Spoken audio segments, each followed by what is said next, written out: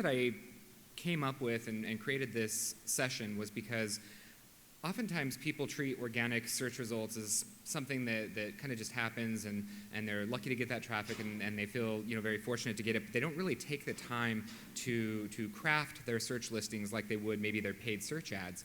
And in my experience, if you actually take the time to create a search listing that is as good as an ad that you would pay for in pay-per-click, you get much better results, not only on the click-through rate, but also increased traffic, and eventually with the increased traffic and the increased click-through rate, you tend to do better. It's kind of a self-fulfilling benefit. You tend to get more traffic from the search engines and tend to rank even better. So we'll talk a little bit about that in just a minute.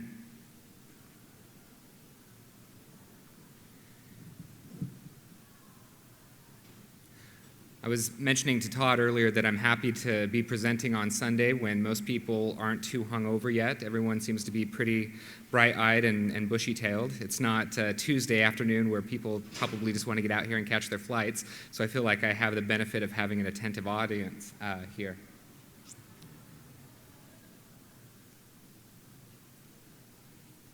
So let me go ahead and just give you a little bit of background on me, and then I'll go ahead and dive into the presentation in just a couple minutes. So my name is Jeremy Palmer. I've been doing affiliate marketing since 2003, and I started out just doing organic and paid search to a network of dating sites that I had. And throughout the years, I've promoted dozens of different niches. I've promoted dozens of different sites. Today, I manage and run a website called Coupon Tiger. That's one of my more popular sites. But we also have several niche offerings like antiviruspicks.com, securityreviews.com, and a handful of others. And again, we promote most of these sites through just organic and paid search.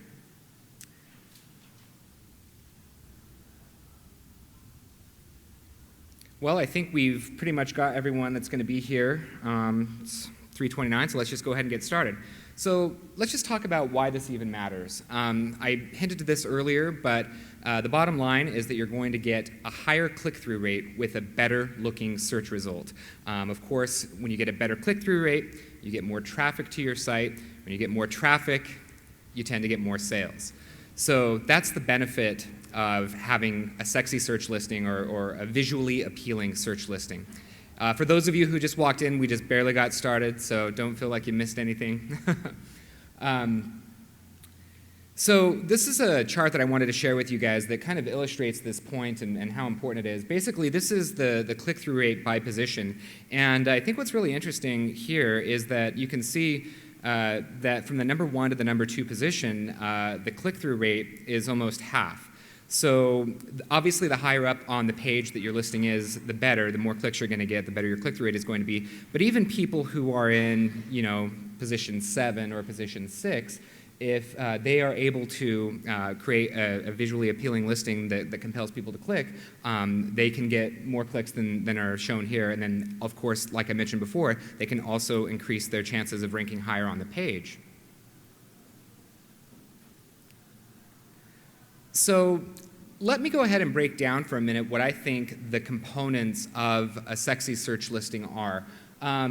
Basically, there's a handful of things that are within your control, and then there's some things that kind of fall outside of your control when it comes to creating a good-looking search result. We'll talk about the things that are in your control. Number 1 is the search title, and I'll break this down in a chart on the next screen. The search snippet, which is the snippet of text that appears underneath your title.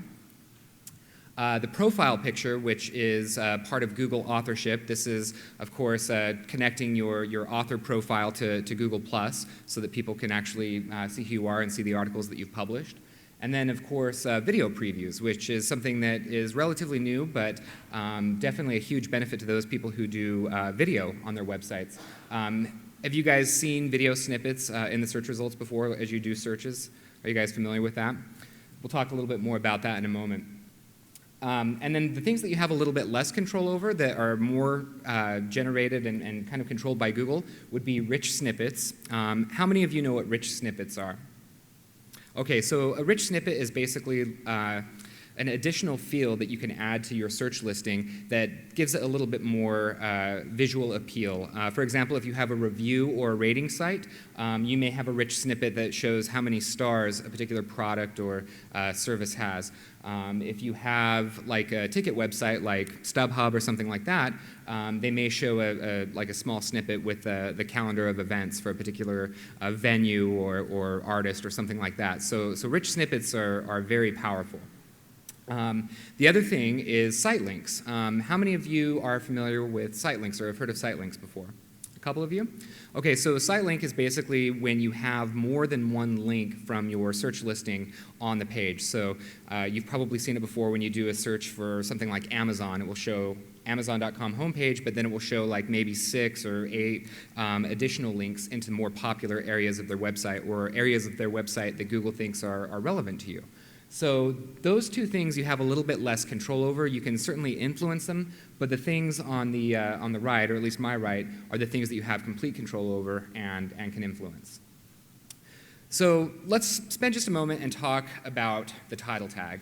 Everyone knows who does any kind of search engine optimization that the title tag is a very important tag in terms of your ranking and Google trying to understand what your page is about. The title tag here, I wish I had a laser pointer. Maybe this thing has one on it. I'm not sure. But it's basically just, of course, the headline with the blue underlined text there. That's the title tag.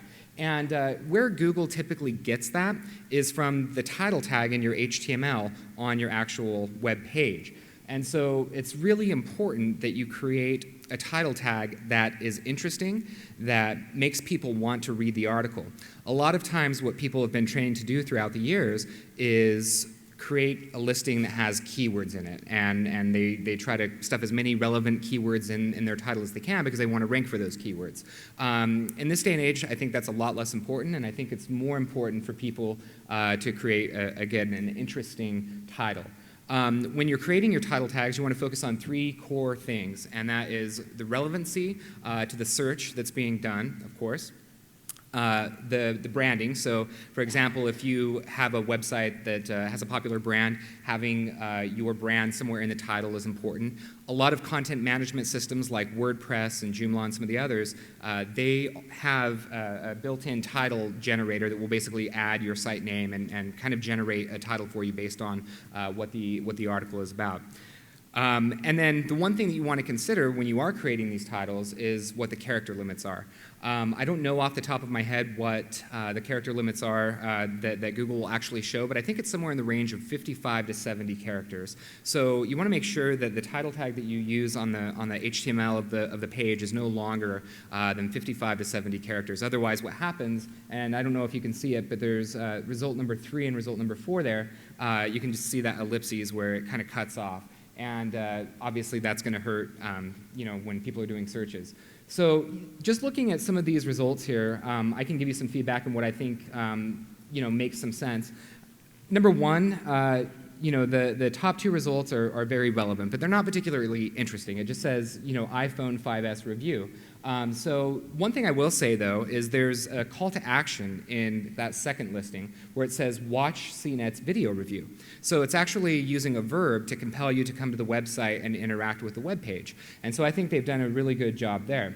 The other listings there, number 3 and 4, I think are decent in terms of, they really spell out what you can expect to find on the page. 2 writers, 2 phones, 1 review. So I think they did a pretty good job of spelling out and making that content sound interesting to people who might want to be in the market for one of those phones. So the next thing I want to talk about is the search snippets. The search snippet is basically the black text that appears underneath the blue hyperlink there. And there's a few places where you can influence the search snippet. The number 1 place is what's called the meta description tag. Again, this is just an HTML tag. It's called meta description. And typically, again, this can be, I think, up to 100 and... Again, I don't know the exact number of characters. I might have put it in my slide later, but I think it's somewhere around 100 characters in length, maybe a little bit longer than that before it actually starts getting truncated and cut off. So you can write a very good description that describes your web page better than what Google will automatically come up with if you use the meta description tag. So make sure that you do that. Otherwise, if you don't use the meta description tag, oftentimes what Google will do is they'll scan the entire page and they'll come up with a description that they feel is most relevant. And oftentimes, it's just a bunch of nonsensical garbage that people aren't going to be very interested in clicking on. So very important that you use that tag. Talk a little bit about, again, just making it interesting. If you look at some of these here, they all fit within the character limits for the most part, but you can see, I can't read very well from where I'm sitting. Maybe if I look at this one here, it actually tells you something interesting about the phone and kind of pulls you in. Think about it like standard copywriting that you're actually doing for your search snippet that you might do on your web page, where you have a very interesting and exciting title, and then you want to pull them in with that first paragraph. That's the same way I look at search listings. How many of you have connected your Google Plus profile with your website or your blog? About half? Okay, this is something that is becoming increasingly more important. You'll probably hear dozens of speakers talk about this over the next few days here at Affiliate Summit, but this is one of the big trust factors that Google's using in terms of ranking and qualifying sites. Basically, web pages and websites still matter, but in addition to websites and web pages, the credibility of that author and how many people have circled that author and how many people have cited that author or +1 their content or shared their content is becoming very important. And so if for no other reason, you should get a Google profile going and connect it to your site so that you can increase and start to build some trust and authority with Google. This is what it looks like, of course, when someone actually has a Google Plus profile pic. You can just see, and that is also something that will compel people to click more. If you have like a really nice picture, their eye tends to track to that almost immediately if the rest of the listings are just text. One thing I will say that Google has done recently, which I thought is kind of interesting, is that people were kind of overdoing the profile pics, and they were putting in maybe some non-relevant images and things like that to try and game the system a little bit. And so I did notice that Google was actually scaling back on not showing the author's pic on every single listing for every single search, even if it was connected to your website. Again, that's typically something that they look at and would probably consider a low quality signal. So if that's happened to you, don't freak out about it. Obviously, if you do another search or a similar search, you might see your profile there. But very important that you do that. So the other thing I want to talk about is video snippets. Video snippets, of course, are just like that little video thumbnail that appear in the search results, as you can see right here. This is from my website, NewYorkBaseballFans.com. Sean Collins and I, the founder of this conference, we run a fan blog called NewYorkBaseballFans.com.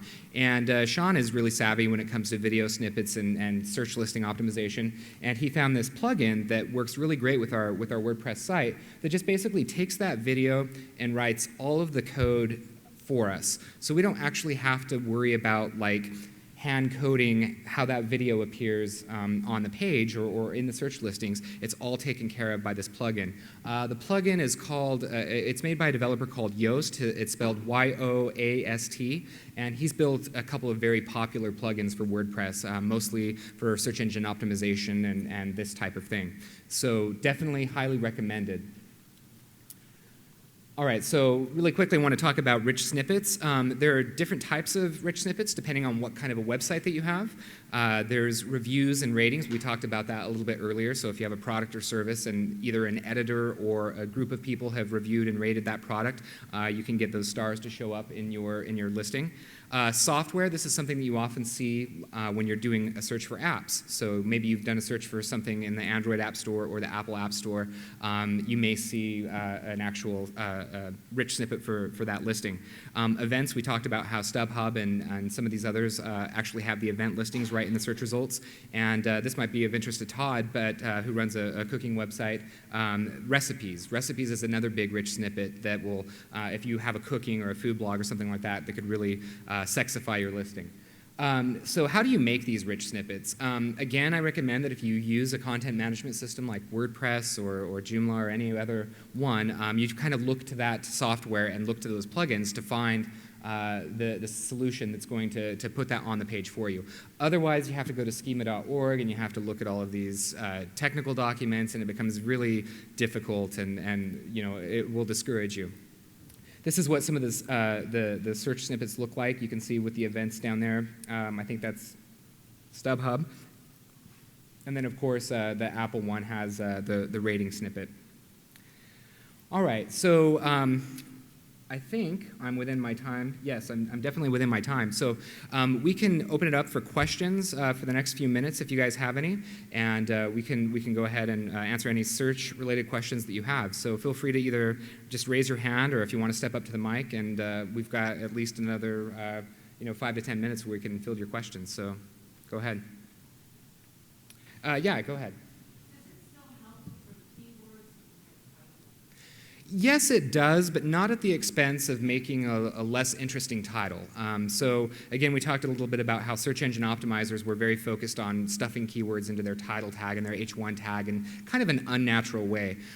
What's really important is that you use those keywords, but use them in like a really interesting or controversial sentence, something that's going to make that listing look interesting to the person who's doing that search. So yes, put it in there, but have it be kind of a secondary consideration to making an interesting and compelling title. Good question. Any other questions? Yes, go ahead. For Google authorship and profile pick, what do you recommend? What kind of image do you recommend for it? That's a great question. The question was, what kind of an image do you recommend for using for your Google author profile pic?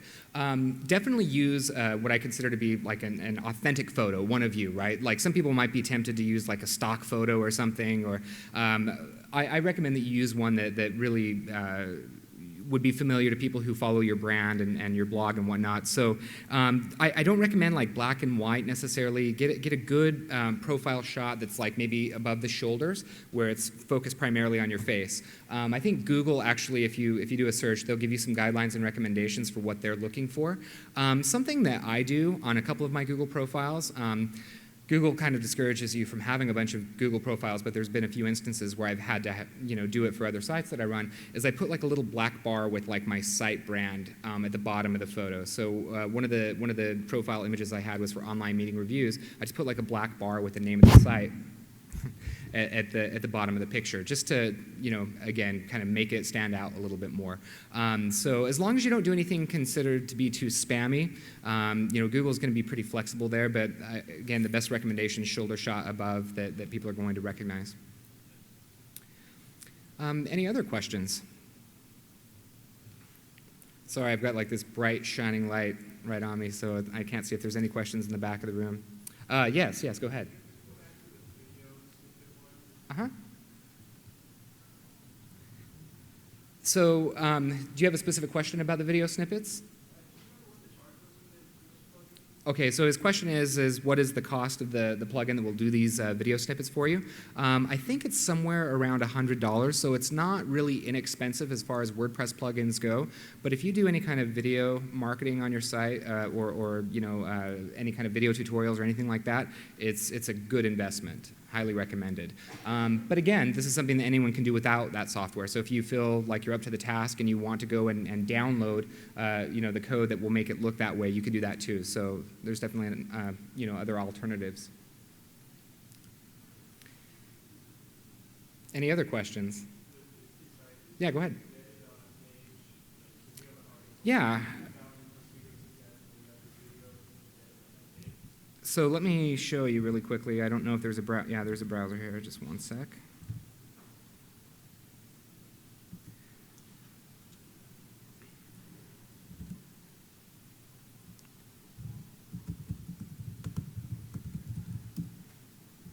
I'll kind of show you what some of these snippets look like here.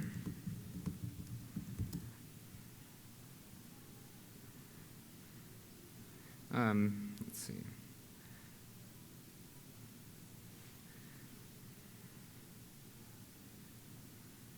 I'm not sure if I have. Okay, here we go.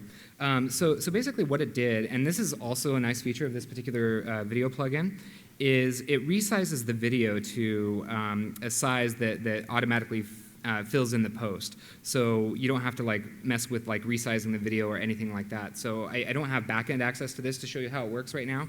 I don't remember the password, but basically what it does is it just takes this video and makes a small thumbnail image and puts the information about the video next to it. So let's see if we can actually see some of these rich snippets here.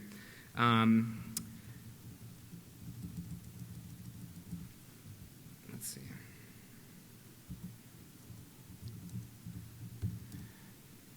If I even spelled that right. Okay, so you can see what it looks like here. So it just basically took a thumbnail of that video and put the time next to it. Sorry, this mouse is getting away from me. Any other questions? Can you talk about what the impact is on ranking for the ACA? Yeah, so I don't want to give any stats that I'm not 100% sure of, but it's obviously better than just a plain text listing. I can definitely look up some stats and see if I can compile that data, but I don't have any data on like how much better the click-through rate is going to be with a video compared to a picture or no, just text listing. But that's a great question. Definitely look that up.